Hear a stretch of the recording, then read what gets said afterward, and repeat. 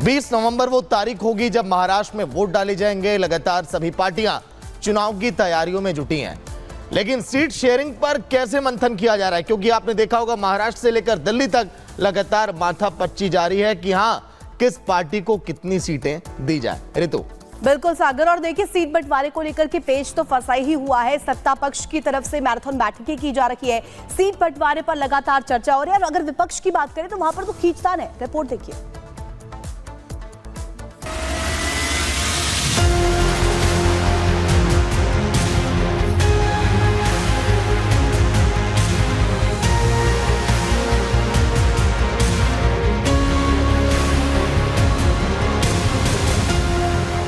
महाराष्ट्र में चुनावी बिगुल फूंका जा चुका है। पार्टियां अपनी जीत की तैयारी में पूरी ईमानदारी से लग गई है। आपस में बैठकें हो रही है, चर्चा की जा रही है, लेकिन बात सिर्फ और सिर्फ इस बात पर अटक जा रही है कि आखिर 288 सीटों पर किस तरह से टिकटों को बांटा जाए कि जीत आसान हो जाए।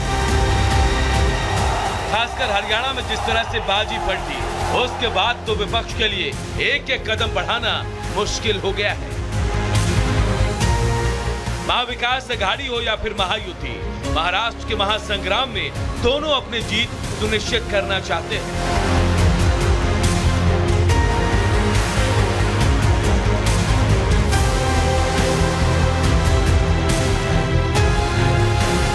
और इस सीट बंटवारे को लेकर आपसी घमासान की खबरें भी सामने आ रही है। खासकर महाविकास अघाड़ी में खींचतान थोड़ी ज्यादा बढ़ गई है, और इस खींचतान ने संजय राउत को ये बातें कहने पर मजबूर कर दिया।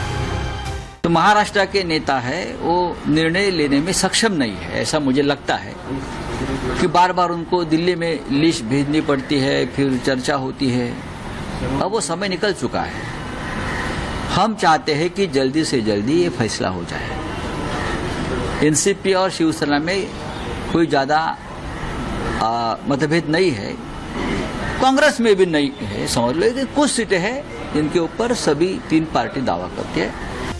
लेकिन महाविकास में परेशानी सिर्फ इतनी ही नहीं है। शुक्रवार को समाजवादी पार्टी के अध्यक्ष अखिलेश यादव ने मालेगांव में एक रैली की, और इस रैली में उन्होंने चौंकाने वाला ऐलान कर दिया। महाराष्ट्र में समाजवादी पार्टी ने 4 सीटों पर उम्मीदवार उतार दिए हैं। लिस्ट में शिवाजीनगर से अबू आजमी, भिवंडी ईस्ट से रईस शेख, भिवंडी वेस्ट से रियाज आजमी, मालेगांव से सैन्य हिंद को मैदान में उतारा गया है। वैसे सीटों के बंटवारे का पेच सिर्फ विपक्ष के लिए ही मुश्किल भरा नहीं है, सत्ता पक्ष भी इस पेच के पीछे बैठक और मंथन कर रहा है। शुक्रवार को देर रात गृहमंत्री अमित शाह के आवास पर एक बार फिर महायुति की अहम बैठक हुई। बैठक में सीएम शिंदे और डिप्टी सीएम देवेंद्र फडणवीस भी शामिल हुए। टिकटों के बंटवारे और सीटों को लेकर दोबारा चर्चा हुई। महाराष्ट्र में इस बार कार्यकाल बेहद अजीबोगरीब रहा। 2 पार्टियों के 2 हिस्से हो गए और 2.5 साल में सरकार गिर गई। लोकसभा चुनाव में महाराष्ट्र के नतीजे सत्ता पक्ष के लिए ठीक नहीं थे, लेकिन हरियाणा के नतीजों ने उसके कॉन्फिडेंस को बढ़ा दिया है। ऐसे में लोगों का मूड क्या है, यह देखना बेहद दिलचस्प होगा। Bureau report, Republic Bharat. तो महाराष्ट्र में चुनाव को लेकर मंगलवार से नामांकन की प्रक्रिया की शुरुआत भी हो जाएगी, लेकिन सीट बंटवारे में सियासी पेच कहां फंसा हुआ है, मुश्किल कहां रही। देखिए लोकसभा चुनाव 2024 की बात करें तो महायुति के खाते में 18 सीट आई थी और महाविकास अघाड़ी के खाते में 29 सीटें आई थी, क्योंकि जो 6 जोन में महाराष्ट्र पूरा बटा हुआ है वहां पर महाविकास अघाड़ी का दबदबा दिखाता है। देखिए विदर्भ की बात करें तो कुल 62 सीटें, कांग्रेस का दबदबा 29 सीटों पर बढ़ा है। उन एक जोनों की भी बात हम कर रहे हैं। देखिए पश्चिमी महाराष्ट्र की बात करें, कुल 70 सीटें हैं जहां पर बीजेपी का दबदबा 19 सीटों पर बढ़ा था इस बार के लोकसभा के चुनाव में। उत्तरी महाराष्ट्र की अगर बात करें, कुल 35 सीटें, बीजेपी यहां पर आगे दिखाई दी। 20 सीटों पर बीजेपी ने बढ़त बनाई है। उन आंकड़ों के लिहाज से हम बता रहे हैं कहां पर बीजेपी की बढ़त हो सकती है विधानसभा चुनाव में। कुल 46 सीटें मराठवाड़ा में कांग्रेस शिवसेना आगे है, जहां पर 29 सीटों पर बढ़त बनी थी इस पार्टी की। वही देखिए ठाणे कोंकण की बात करें, कुल 39 सीटें, कड़ा मुकाबला यहां पर कहा जा रहा है। क्योंकि किसी को बढ़त नहीं मिली थी, चाहे महायुति की बात करें या फिर महाविकास आघाड़ी के। ये दो गठबंधन चुनावी मैदान में जो कड़ी टक्कर दे रहे हैं। मुंबई की बात करें 36 सीटें, शिवसेना यूबीटी को बढ़त यहां पर 15 सीटों पर आगे है। उद्धव ठाकरे गुट की शिवसेना की हम बात कर रहे हैं। देखिए, और यहां पर दो भागों में शिवसेना जब से बटी तो यहां पर वोट बैंक भी थोड़ा सा छिटकते हुए दिखाई दिया था। एक एक जोन की बात हम कर रहे हैं, लेकिन महाराष्ट्र की सियासत में वाकई में किसका दबदबा, इसके लिए तो थोड़ा इंतजार आपको करना होगा।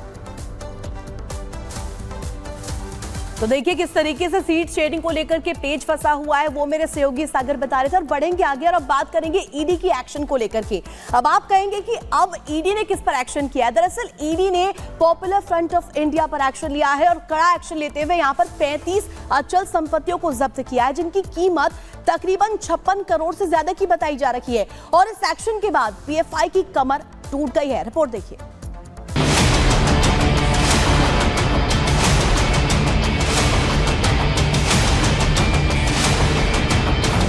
पीएफआई के बड़े नेटवर्क का खुलासा।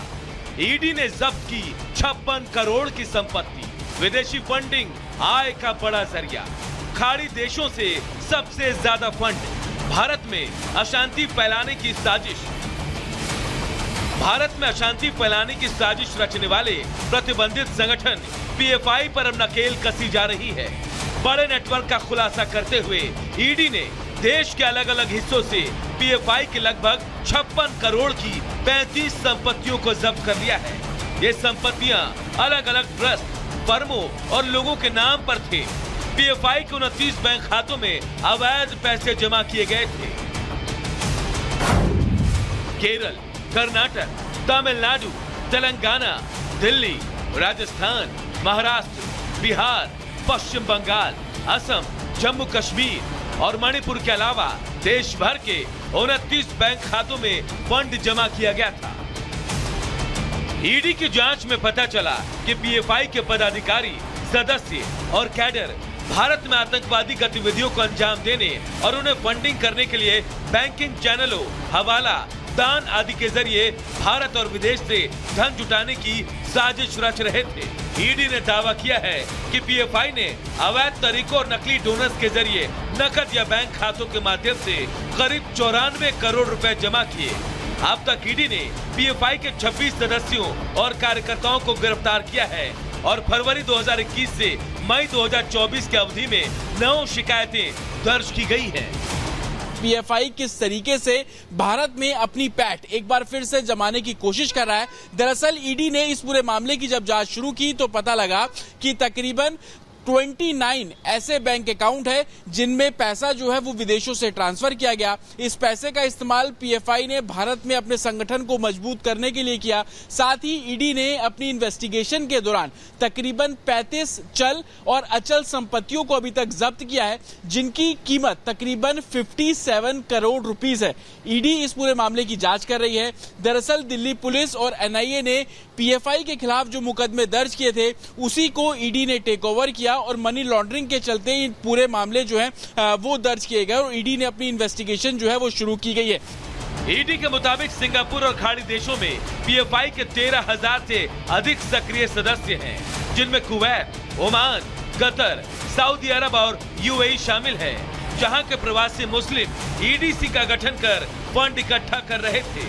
अब ईडी की इस कार्रवाई के बाद माना जा रहा है कि पीएफआई की कमाई का जरिया बंद हो गया है और आने वाले वक्त में पीएफआई को लेकर ईडी और भी कार्रवाई कर सकती है।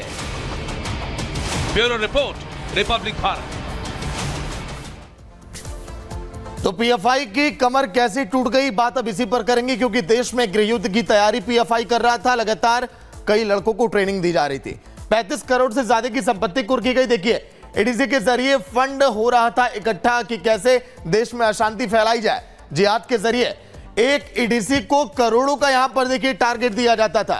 ये वही पीएफआई जिससे सितंबर 2022 में बैन किया गया था हिंदुस्तान में केंद्र की तरफ से। विदेशी फंड को भारत में जमा कर रहा था पीएफआई, ताकि कैसे यहां पर देखिए गृहयुद्ध की तैयारी की जाए।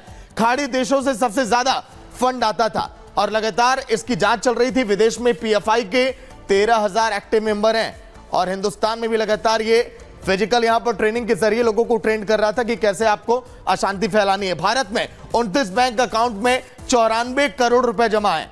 पीएफआई देखिए इस तरह से फंडिंग इकट्ठा करता है, फिर उसके बाद एक एक करके घटनाओं को अंजाम देता है। भारत में अशांति फैलाने की पूरी प्लानिंग, जैसा कि जिक्र हमने किया कि कैसे भारत में अशांति फैलाई जाए, कैसे लोगों को टारगेट किया जाए, जिहादी मानसिकता की कैसी सोच पैदा की जाए, इस पूरी प्लानिंग का भंडाफोड़ हुआ और 35 करोड़ से ज्यादा की संपत्ति को भी कुर्क किया गया है। पीएफआई का एक काला सच है और यही वजह है कि 22 सितंबर यानी कि 2022 सितंबर में पीएफआई पर बैन लगा था।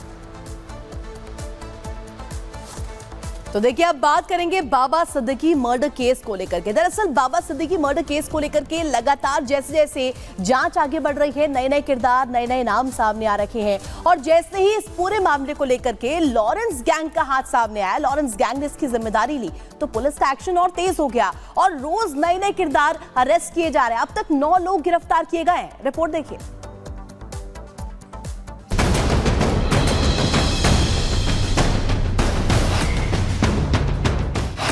12 अक्टूबर की वो रात थी जब बाबा सिद्दीकी की लॉरेंस गैंग के 3 शूटर्स ने गोली मारकर हत्या कर दी थी। ये केस मुंबई क्राइम ब्रांच को सौंपी गई। एक एक कर मर्डर केस के आरोपियों की गिरफ्तारी हुई। जांच में आरोपियों ने कई चौंकाने वाले खुलासे किए। भले ही मौकाए वारदात पर 3 शूटर मौजूद थे, लेकिन बाबा सिद्दीकी को खत्म करने की प्लानिंग में कई किरदारों के नाम सामने आए।